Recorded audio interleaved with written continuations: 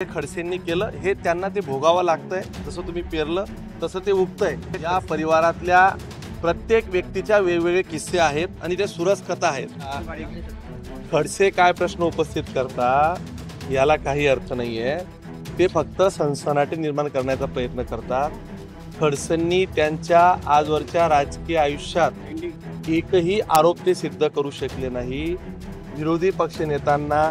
विरोधी पक्षनेता असल्यापासून तर त्यांचा हा इतिहास आहे। त्यांनी असे अनेक आरोप केले। विरोधी पक्षात असताना त्यांनी विधान भवनापासून अनेक हे केलं। बघा, तुमच्यातलं तुम्ही आता म्हटलात की यामध्ये काही राजकीय आहे का, त्या सुषमा त्या कोणत्या आपल्या वाजंती मंडळाच्या आपल्या अध्यक्ष महोदय आहेत, त्या काहीतरी बोलल्यात, आपला सकाळचा भोंगा काहीतरी बडबडला। पण तुम्ही एक वस्तुस्थिती समजून घ्या, हे प्रांजल खेवलकरचं गुगल ड्राईव्ह आहे। यामध्ये गोवा, कोकण, मालदीव्स, मुंबई, ट्रम्पेट आणि वेगास इथली व्हिडिओज आणि फोटोज आता डायरेक्ट पब्लिक प्लॅटफॉर्मवर आलेले आहेत। शेकडो फोटो आहेत, शेकडो व्हिडिओज आहेत की ज्यामध्ये पबमध्ये एकदम ओपनली दिसतं आहे हा काही संत हरिभक्त परायण मंडळातला काही सदस्य नव्हता, हा एकदम अय्याशीखोर माणूस होता। हे आता एकदम म्हणजे हे काय आता माझ्याचकडे नाही, तुम्ही अजून जळगाववाले कसे इतके जगाच्या मागे राहिले हीच मला शंका यायला लागली।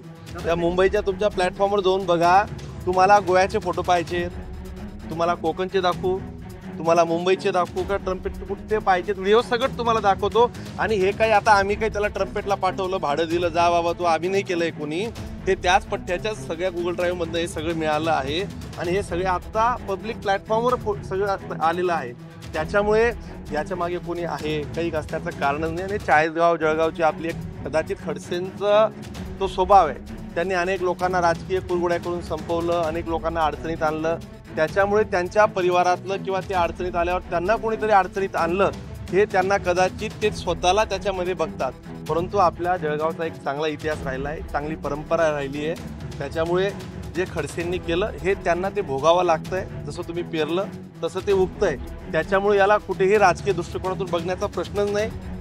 कालचा जो तुम्ही म्हणताय की बाबा याच्यात काही झालं का, आता त्याच्यामध्ये त्यांनी रूमच त्यांच्या नावाने बुक केली आहे, ऑनलाईन पैसे दिलेले आहेत, त्या मुलींचा अजून जबाब व्हायचा, ते ब्लडचे सॅम्पल्स आहेत। त्याच्यामुळे याला उगीच काहीतरी राजकारणात स्वरूप देण्याची काही गरज नाही, उलट या अशा प्रवृत्ती थांबल्या पाहिजे। माझ्या मते या परिवारातले अनेक किस्से तुम्ही तिकडे बघा, ऐका। उगीच आम्ही बोललो तर तुम्हाला असं वाटतं की बा त्यांचं काहीतरी आमचं राजकीय वैमनस्य आहे, असं म्हणून नाही। त्यांची जरी वस्तुस्थिती तुम्ही जरा तपासून पाहावी। या परिवारातल्या प्रत्येक व्यक्तीच्या वेगवेगळे किस्से आहेत आणि ते सुरस कथा आहेत। खरं तर ते आम्हाला आता सार्वजनिक सांगायला जमणार नाहीत, ते आवडणार नाहीत। आता या संदर्भातल्या सगळेच हे फोटोज तुम्ही जर बघितले तर तुम्ही आम्हाला कुणीही प्रश्न विचारणार नाहीत। हे सगळे फोटो ड्राईव्हवरचे तुमच्याकडे आता त्यांनी काही दुपारी डिलीट केलेत, तुम्ही जरा ते आता सगळं डेटा रिस्टोअर करण्याची सगळ्या सुविधा आहेत।